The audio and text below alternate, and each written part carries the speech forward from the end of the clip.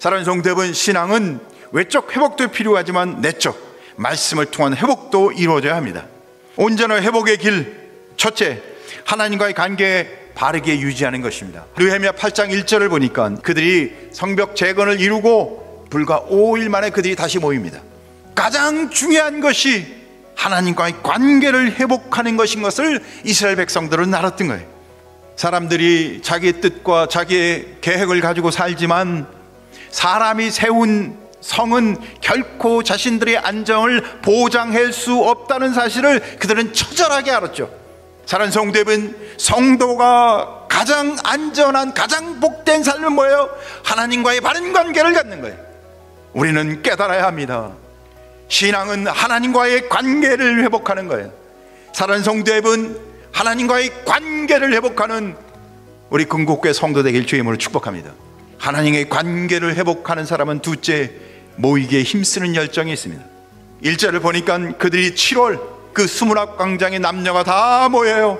그리고는 학사 에스라에게 모세 율법책을 갖고 오라고 청하고 있습니다. 여기는 특별한 의미가 있어요. 성도들이 은혜가 충만해서 그 은혜가 깊어져서 하나님 앞에 모이기를 힘쓴다는 것을 이야기하는 겁니다. 사랑하는 성도 여러분, 우리 심령이 사슴이 목말라 시냇물을 찾는 것처럼 하나님의 은혜를 찾아 주님은 전에 나오고 모임에 나오고 예배의 자리에 나오는 성도 되길 주님의 이름으로 축원합니다. 그래서 세 번째, 그렇게 모인다면 그 모임 가운데 우리가 뭘 해야 할까요? 하나님의 말씀에 대한 자발적인 관심이 나타납니다. 오늘 성경을 보니까 도리어 이스라엘 백성들이 자발적으로 학사 에스라에게 요청하고 있어요. 먼저 에스라에게 율법을 가르치고 말씀을 읽어 우리를 하나님의 뜻 가운데 알게 하고 하나님 말씀대로 살게 하라고 요청하고 있다는 거예요. 초대교회에 부흥이 일어납니다. 그 부흥의 특징을 보니까 그들은 모이기에 힘썼고, 그리고는 하나님의 말씀을 날마다 배웠어요. 하나님의 말씀을 통해 삶이 변했어요. 사랑하는 성도 여러분, 우리 건국교회 온 성도들이 모이기에 힘쓰고, 그리고는 하나님 말씀을 배워 하나님의 말씀을 통해 하나님과의 관계가 회복되길 주님의 이름으로 축원합니다.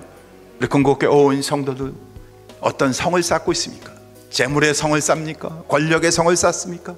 학식의 성을 쌓습니까? 그것이 여러분을 온전케 합니까? 그것이 여러분을 보장합니까? 아니요. 예루살렘 성도 무너졌습니다. 우리는 하나님과의 관계를 회복하여 모이기에 힘써 하나님의 말씀을 통해 우리가 주 안에서 안전하고 복되고 영원한 하나님의 백성으로 승리하시길 주님의 이름으로 축원합니다.